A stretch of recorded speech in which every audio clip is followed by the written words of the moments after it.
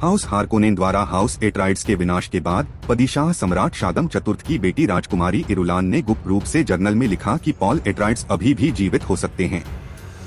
अराकिस पर स्टिल्गर के फ्रीमेन सैनिक, जिनमें पॉल और उसकी गर्भवती मां लेडी जेसिका शामिल हैं, हार्कोनेन गश्ती दल पर विजय प्राप्त करते हैं।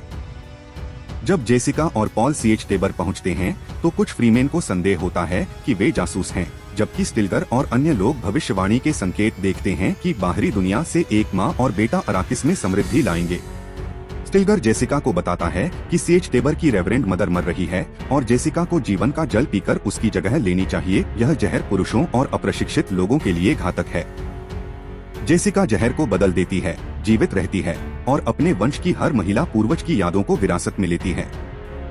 तरल पदार्थ समय से पहले उसकी अजन्मी बेटी आलिया के दिमाग को जगा देता है, जिससे जेसिका उससे संवाद कर पाती है।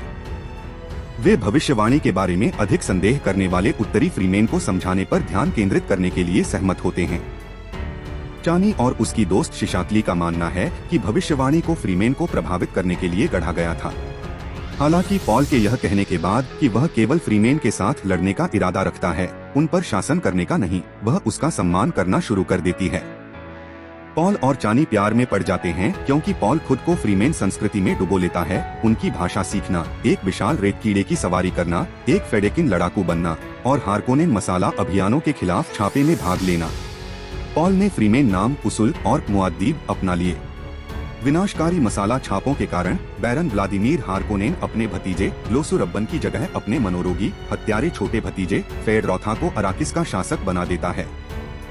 लेडी मार्गोट फेनिंग एक बेने गेसेरिट को फेडरोथा को एक संभावित विसाट्स हैडेराज के रूप में मूल्यांकन करने और उसे बहकाकर उसकी आनुवंशिक वंशावली को सुरक्षित करने के लिए भेजा जाता है।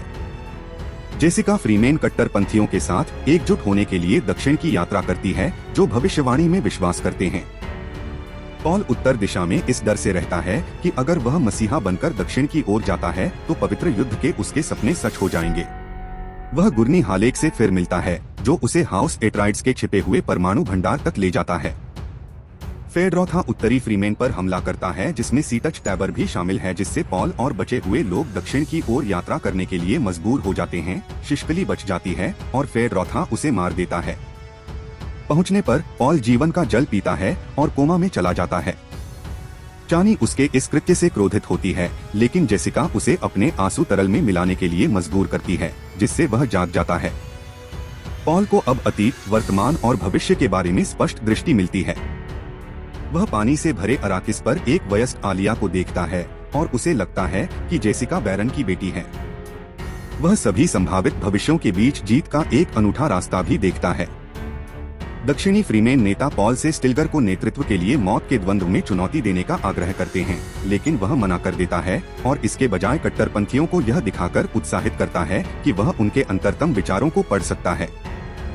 वह खुद को लिसान अल गैब घोषित करता है और शादम को चुनौती भेजता है, जो इरुलान, मोहियम और उसके सरदावकर सैनिकों के साथ अराकिस पहुंचता है। जब शादम हार्कोनेन्स को दंडित करता है तो फ्रीमेन सरदावकर बलों पर काबू पाने के लिए परमाणु और रेत कीड़ों का उपयोग करके एक आक्रमण शुरू करते हैं। पॉल बैरन की हत्या करता है और शादम और उसके साथियों को पकड़ लेता है। गुर्नी भागते हुए रब्बन को रोकता है और मार देता है। पॉल सिंहासन के लिए शादम को चुनौती देता है और चानी की निराशा के लिए इरुलान से शादी के लिए हाथ मांगता है। शादम हाउस एट्राइड्स के विनाश में अपनी भागीदारी स्वीकार करता है। बैरन द्वारा पहले बुलाए जाने पर ग्रेट हाउस कक्षा में पहुंचते हैं। पॉल ने हस्तक्षेप करने पर मसाला क्षेत्रों को परमाणुओं से नष्ट करने की धमकी दी। शैडम फेडरोथा को अपना चैंपियन चुनता है और पॉल उसे चाकू से लड़ाई में मार देता है। इरुलान इस शर्त पर पॉल के विवाह के अनुरोध पर सहमत होती है कि उसके पिता जीवित रहें। शैडम घुटने टेकता है और पॉल की अंगूठी को चूमता है।